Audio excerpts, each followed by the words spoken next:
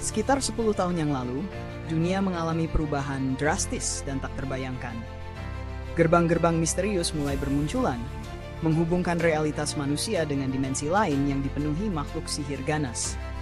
Bersamaan dengan munculnya ancaman ini, sebagian manusia mendadak terbangun dengan kekuatan magis, menjadikan mereka sosok yang disebut Hunter, para pemburu monster yang berani menembus gerbang demi menyelamatkan dunia.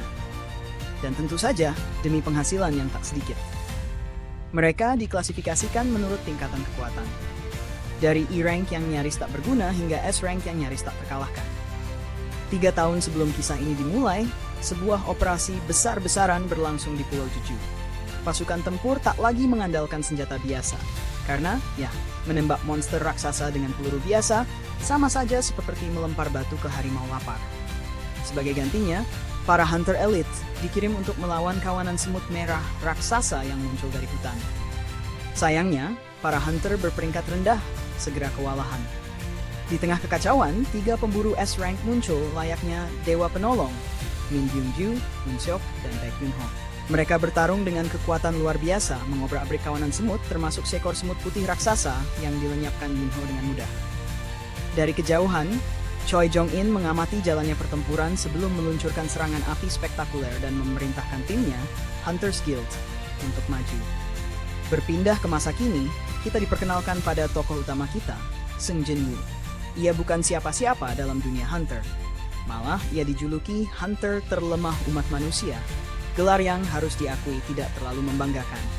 Di sebuah lokasi konstruksi, Jin-woo bergabung dengan tim Raid untuk menembus gerbang dungeon. Meski semua orang tahu kekuatannya menyedihkan, kehadiran Jin-woo justru dianggap pertanda bahwa raid ini bakal mudah. Ironis, tapi begitulah hidupnya. Jin-woo menyapa Lee Ju-hee, seorang penyembuh yang sering satu tim dengannya.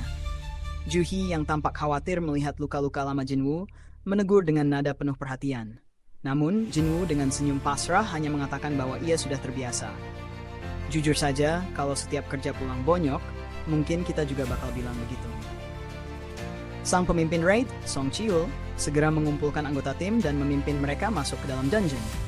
Jin-woo, tentu saja, masuk paling akhir, menggenggam pisau murah yang bahkan tampaknya kalah tajam dibanding gunting kuku. Sementara itu, di markas Asosiasi Hunter Korea, Ketua Go Geun-hee sedang berdiskusi serius dengan asistennya, Woo Jin-cho. Mereka membahas pentingnya batu esensi, benda sihir yang dihasilkan dari mengalahkan monster. Batu ini tak hanya bisa dijual untuk uang, tetapi juga memiliki potensi sebagai sumber energi bersih. Dunia memang berubah, tapi urusan ekonomi tetap jalan terus. Di dalam dungeon, Jin-woo mendadak bersorak kecil. Untuk pertama kalinya, ia menemukan batu esensinya sendiri. Namun, euforia itu langsung sirna saat seekor goblin menyerangnya. Ia mencoba menikam balik, tapi pisaunya malah hancur. Ya, itu pisau murah, kita sudah bilang tadi. Jin-woo pun tertusuk di perut.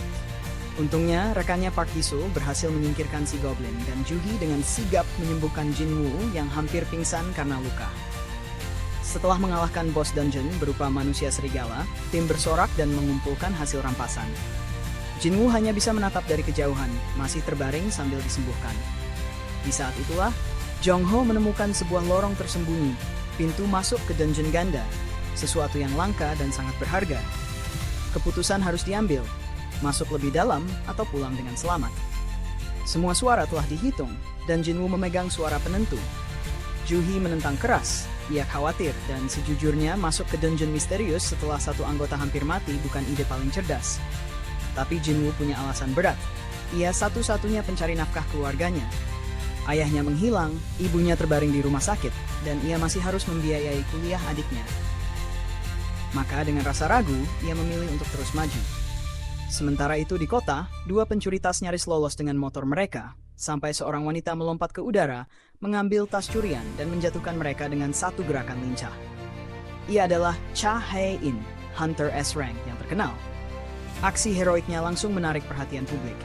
Tapi, seperti pahlawan super pada umumnya, Hae-in memilih kabur dari keramaian dengan melompat ke atap gedung, lebih suka lari dari sorotan ketimbang masuk FV. Kembali ke dalam gua misterius, Jin-woo dan timnya sudah berjalan selama 40 menit. Ia meminta maaf pada Ju-hee karena menjadi suara penentu.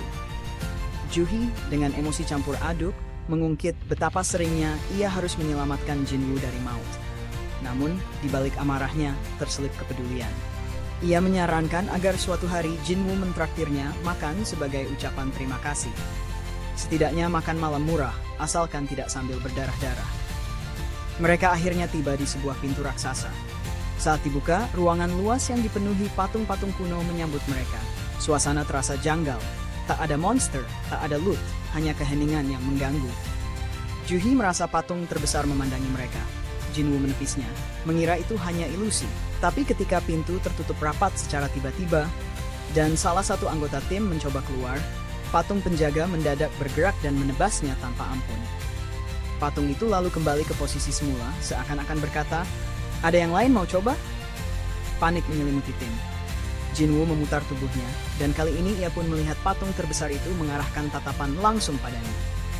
Dalam sekejap, mata patung menyala dan memancarkan sinar panas mematikan. Jinwoo sempat berteriak agar semua tiarap, namun beberapa anggota tidak cukup cepat, mereka musnah dalam sekejap. Jinwoo berhasil menyelamatkan Juhi, tetapi rasa takut mereka baru saja dimulai. Apa yang awalnya tampak seperti dungeon biasa, kini berubah menjadi mimpi buruk paling nyata. Bukan sekadar tempat berburu monster, melainkan jebakan hidup dan mati yang akan mengubah segalanya.